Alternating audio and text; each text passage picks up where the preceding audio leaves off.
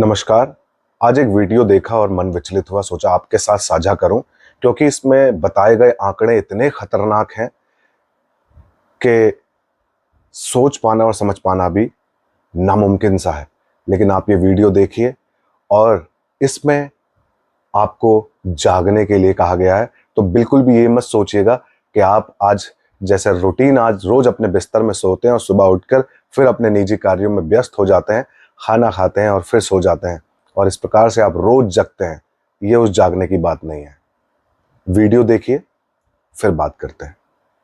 China या पाकिस्तान नहीं, tariff नहीं, न ट्रेड वॉर, न साइबर अटैक। भारत को सबसे बड़ा खतरा इनसे नहीं है, किसी और चीज से। जब इंडियन इकोनॉमी की बात होती है तो बहस अक्सर टैक्स, टैरिफ, इंटरनेशनल ट्रेड तक सीमित हो जाती है, लेकिन अभी एक खतरनाक अंतर्राष्ट्रीय चेतावनी सामने आई। आईएमएफ के deputy managing director Geeta Gopinathan ने साफ साफ कहा है कि भारत की इकोनॉमी के लिए टैरिफ से भी बड़ा खतरा पॉल्यूशन है। और ये कोई पर्यावरणीय भाषण नहीं है, प्योर इकोनॉमिक टर्म्स में कहा गया कि भारत की जो आर्थिक दिशा है उसके हिसाब से पॉल्यूशन ज्यादा बड़ी प्रॉब्लम है। Pollution is a challenge in India, and if you look at the impact of pollution on the Indian economy, it is far more consequential than any impact of any tariffs that have been put on India so far. WHO और global burden of disease studies के मुताबिक भारत में हर साल लगभग 16 से 17 लाख लोग, 1.6 to 1.7 million people मरते हैं एयर पॉल्यूशन की वजह से। यानी कि हर रोज लगभग 4,500 के आसपास लोग,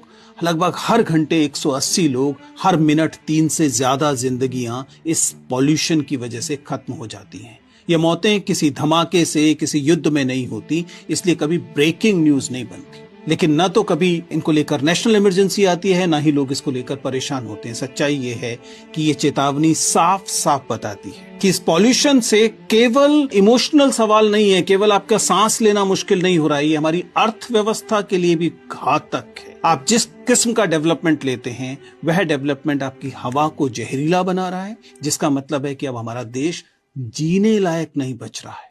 जागो। आशा करता हूं वीडियो आपको समझ में आया होगा।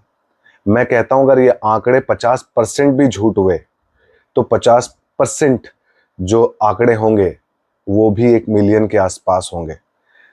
तो 1 मिनट में 3 लोग, ना मानिए, मैं कहता हूं 1 मिनट में अगर एक भी व्यक्ति पोल्यूशन की वजह से मर रहा है तो ये बहुत बड़े आंकड़े हैं।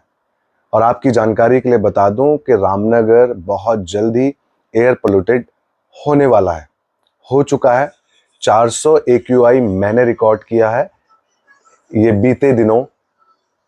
अब ये मत कहिएगा कि फायर सीजन की वजह से, और भी कई अलग अलग सीजन में मैंने रिकॉर्ड किया है और कई बार कोशिश करता हूं बताने की, समझाने की।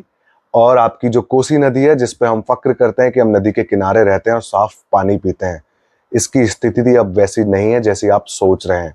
साल 2 साल के अंदर बहुत जल्द ये सूख जाएगी, ढेला नदी की तरह, दापका नदी की तरह, या अन्य आपके भाखड़ा जो नाला है, और ऐसे बहुत सारी छोटी छोटी नदियां हमारे आसपास हैं जो सूख गई हैं। फिर आप पानी कहां से पिएंगे? और ये जो पानी आप आज पी रहे हैं ये भी दूषित हो चुका है। भगवान का आशीर्वाद है इस देवभूमि का कि हमारा डाइजेस्टिव सिस्टम थोड़ा अभी ठीक है, हम इसे पचा पा रहे हैं, लेकिन आने वाली जनरेशन इतनी मजबूत नहीं है, वह इसे नहीं पचा पाएगी। होगा ही नहीं तो पचाएगी भी कैसे? क्योंकि आपको मजबूर कर दिया जाएगा एक एक बूंद खरीद कर पीने के लिए। आप मजबूर हो जाएंगे। रोज दिल्ली की तरह आपके पास एक पानी वाला भी आएगा। जिस प्रकार आप एक दूध का पैकेट लेने जाते हैं, अब आप पानी के पैकेट या पानी की बोतल, पानी की केन भी खरीदेंगे बहुत जल्द। और सांस लेने के लिए आपको एयर प्यूरिफायर की जरूरत पड़ेगी, जो कि एक नकली सांसें होंगी। तो समय रहते हमें सुधरना है, समझना है। और हम लोग भी इतने महीनों से आपको समझाने का प्रयास कर रहे हैं कि एक छोटी सी आदत बदलनी है, कोई बड़ी बात नहीं करनी। आप इस एक अच्छी आदत को अब ढालने की कोशिश करें, इसको अपनाने की कोशिश करें। धीरे धीरे धीरे धीरे आपको बाकी सारी चीजें ऑटोमेटिक समझ में आने लग जाएंगी। तो इसी प्रकार हर एक अच्छी चीज एक दूसरी अच्छी चीज से जुड़ी होती है। आप भी कचरा करने की आदत को बदलें, साफ सफाई की आदत डालें। जिस प्रकार आप एक चीज खरीदने के लिए पूरा बाजार ढूंढते हैं, उसके बाद वो चीज खरीदते हैं, अपने पास रखते हैं और उस डेस्टिनेशन पे जाके खाते हैं जहां का आपने प्लान किया है, चाहे वो पहाड़ पर हो, जंगल पर हो, नदी पर हो, खेतों पर हो, या स्कूल में हो, कहीं भी हो सकता है, लेकिन खाने के बाद आप उसका रैपर, उससे उत्पन्न किया गया कचरे को वहीं छोड़ देते हैं। काश आप इसी प्रकार से उस कचरे को भी सही जगह डिस्पोज करने के लिए भी अगर आप सही जगह ढूंढें तो ये समस्या आधी यहीं खत्म हो सकती है।